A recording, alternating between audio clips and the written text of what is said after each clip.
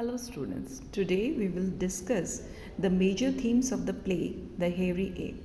The Hairy Ape deals with man's struggle with himself and his effort to find for himself the place to which he belongs. The play is a tragedy of a man who is out of place or land. The wealthy people and the capitalists regard the workers as beasts. But the fact brought out by the play is that they themselves are the beasts. Thus, the play is an attack on capitalism. The action of the play symbolically revolves around belongingness and lostness. The Hairy Ape explores various interrelated themes in modern literature: personal isolation, class conflict, socialism, and society in the industrial age, alienation, protest, and search for identity. Eugene O'Neill masterfully translated these themes into Darwinian terms, choosing a protagonist so low on the evolutionary scale as to be almost indistinguishable from the real apes. Yank has found his place, his home, as it were, in the protected environment of the stockhold, a place where no more developed human is there. Man is a social animal. He wants a home, a family to belong to, and sympathy, friendship, and fellow feeling for the members of the society to which he belongs. But when the sense of belongingness to home, family, or society is shattered, a man suffers greatly. Yank, the protagonist of the play, loses his sense of belongingness and feels alienated and isolated from his family and society at large. As a result, he undergoes terrible sufferings and ultimately dies. Almost like an animal, the real theme of the play is social alienation or isolation and search for identity. Man has lost the sense of harmony in nature. He is unable to establish harmony with his fellow man. His work has grown soulless and mechanical, and he feels lonely and isolated, a mere insignificant part of a big machine and not a human being busy in creative, purposeful activity. As Eugene O'Neill himself has explained, the hairy ape was propaganda in that sense that it was a symbol of man who has lost his old harmony with nature, the harmony which he used to have as an animal and has not yet acquired in a spiritual way. Thus, not being able to find it on earth or in heaven, he is in the middle, trying to make peace, taking the worst punches from Yang, can't go forward, and so he tries to go back. This is what his shaking hands with gorilla meant. But he can go back to belonging either. As a simple stoker, Yank makes his meager contribution to society, and it in turn takes care of him until the fateful day that Mildred Douglas, a do-gooder, not so liberal, leaves her protected world to enter Yank's for a brief moment. In the twinkling of an eye, Mildred makes Yank see what he really is. Having already been shown to be prone to fixation, he develops an obsession about Mildred and her kind that ultimately destroys him. He wants to destroy all that Mildred is and stands for, but her society is stronger than his. It is organized against the likes of Yank, and he does not stand a chance against it. The great irony in the play is that Mildred's society barely knows that the Yanks of the world exist. A day after she sees Yank and faints from the shock, Mildred will be back in her normal routine. The dirty, sweating, half-necked stalker will remain but a vague, Mildred, unpleasant memory for her. Meanwhile, the poison of Yank's hatred for the Mildred or the world boils within him, and he swears a willingness that Mildred's society, will not allow him to execute. The Fifth Avenue scene represents total rejection. Yank is an unpleasant distraction to be overlooked rather than confronted by the people he affronts. When he finally oversteps the limit and hits one of the pillars of his well dressed, Sunday strutting society, he is removed officially but still ignored. Yank has no way to command the recognition he craves, and without doing so, he cannot wreak his willingness on society. Similar rejection at the IWW office reinforces Yank's alienation and confirms his suspicion that he does not belong. He then seeks from his ancestral cousins the recognition his more highly evolved fellow human deny him, only to realize that he belongs in neither world. In any early version of the play, O'Neill did not have Yang die in the monkey house, but had him return to his ship, which became his prison. O'Neill decided, however, that the best dramatic possibility for this play was to have Yank die, to have the life crushed out of him by a creature not quite of his own kind, but at least very much like him. Yank is the epitome of the lower class, the working poor. He has the brawn but not the brain, and he and his peers put their shoulders to the wheel and make the great capitalist machine run. They provide the sweat and the muscle that will push America to the forefront of the industrial age. The system exploits these efforts, reaping great profits for those who own the machine but offering little reward for those who operate them. Although Young initially envisions himself above the first class passengers on the ship, reassuring himself with the knowledge that without people like him, the ship would not run. He comes to realize that the rich are getting richer from his efforts while his own reward remains paltry. It is Mildred's father who owns the steel work and the ship line, and it is people like Mildred who can afford the furs and diamonds of the Fifth Avenue.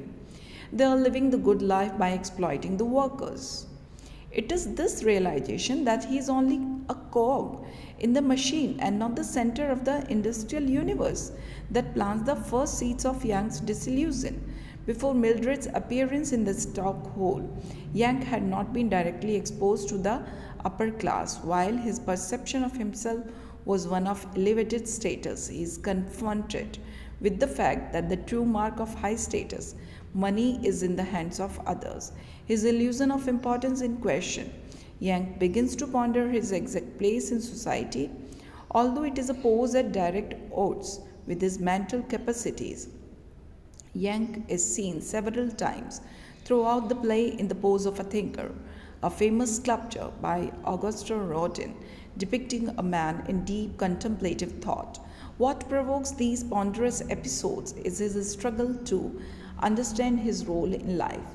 It is a role that he thought he understood. He worked hard, providing the human energy that enabled the massive ship to run its engines. For those efforts, he felt he should be viewed as a kind of superhuman, a creature upon whom the rest of the society depended. Yet when Mildred nearly faints at his brutish appearance, he is confronted with the possibility that others do not see him in this light. While his initial reaction to being called an animal, a hairy ape, is one of the pleasure, he comes to realize that the distinction is not a positive one. Far from being considered a superman, he is an outcast and an oddity. He is not like his fellow workers, and he is certainly not like the first class passengers. His first realization that he does not have the social standing he believed provokes growing self reflection in Young. Prior to Mildred's visit, he had a firm ideal of his place in society, the meaning of his life. Learning that the others do not see him as he sees himself poses the question, where does he fit in? Lacking even in the most basic social tools, Young is an outcast even among the other firemen, where he had previously seen this alienation as proof of his superiority. He now begins to question his place among humanity. At the start of the play, Young is happy or at least content with his station in life. The knowledge that reality is far from his perception marks the start of his downfall, his search for a place to belong, and eventually his death. While the FBI feared that the Hairy Ape would be used as propaganda tool for those with socialist communist agendas, the play came to be known more for its study of human nature than for its politics. Socialism, as voiced by the character of Long, argues that the only fair economic system is one that allows ownership by the worker and more even distribution of wealth among all citizens. While the Hairy Ape makes some argument in favor of better working conditions and an equitable share of profits, it is clear from the play that the firemen are not well compensated for toiling under extreme conditions. It does not aspire like Clifford audits waiting for Laffy to present an overview of the injustice rout on the working class. What O'Neill sought to illustrate was how America's rapid evolution into an industrial nation created personality types that were suited for the necessary tasks. In a form of Darwinian adaptation, those with physical prowess became the workers, while those with a sense for money and planning became the upper class. This evolution also created rigid ideals for each social class. O'Neill's interest lay in the development of an extreme social persona, such as Yank.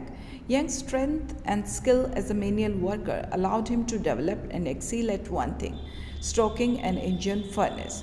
Yet his advancement as a fireman came at a cost to his humanity. He has evolved to an ultra refined state in which he is as much a machine as a human. He can no longer interact with his peers beyond criticizing or embracing one system. The play condemns a society, socialist, capitalist, or other, that would allow such an extreme dissociation to take place in the name of progress. Belongingness is one of the major themes of the Hairy Ape. It deals with alienation and search for identity. In the beginning of the play, we find that Yank is quite confident and proud of his superior strength. His fellow stoker respect his superior physical capacity and obey him. Yank is satisfied with his position. He feels that he belongs, but his fellow stoker don't belong. But Yank's sense of belongingness is soon shattered as he is confronted with Mildred Douglas. Douglas looks at him as if he were an hairy ape. He calls him a filthy beast. Now Yank became aware of the fact that he does not belong. Like Yank, many others suffer from the same problem in Fifth Avenue. In The Hairy Ape, O'Neill examines the psychological implication of the machine age. Yank is trying to know his position. In pursuit of the answer to this problem, he receives blows and insults. The real danger to modern civilization is the stupidity and timidity of the ruling class. Therein lies the real drama of this play. Yank is more than an individual. He is the symbol of deep protest against the whole structure of modern civilization. This play is not a protest against low wages and unemployment. It is a condemnation of the whole structure of machine civilization. This civilization flourishes when it destroys those who make it possible. It is this that gives the play universality. In this play, O'Neill makes it clear that search for identity is the greatest problem of modern civilization. Yank moved from here to there to find some answers to this problem, but he does not get any solution. When he reviews his situation in this world, he finds that his greatest crime was that of being born. The play shows clearly that in this machine civilization, the existence of mankind is in danger. Wages, food, home, family, etc. do not act as suitable remedies. As the machine age created wealth, it destroyed the joy of living. Thus, O'Neill has presented the paradox of modern civilization with great insight into its fundamental tragedy. Yank is rejected by society. He does not belong to the world of men, but he can't exist in isolation. He must have his mooring somewhere. Search for identity becomes an obsession with him, and ultimately it takes him to the zoo. There he stands face to face with a gorilla in its cage. He talks to it as a brother. He thinks that they both belong to the same club, the club of hairy apes. He shakes hands with it and sets it free, but Oz, the gorilla, crushes him to death. It does not think that Yank belongs. His search for identity ends with his death. Thus, O'Neill, the Hairy Ape, deals with the theme of belongingness. Yank's quest for identity is very tragic. In fact, the tragedy of Yank is the tragedy of millions in the modern age. Thank you. In the next class, we will discuss the detailed summary of the play.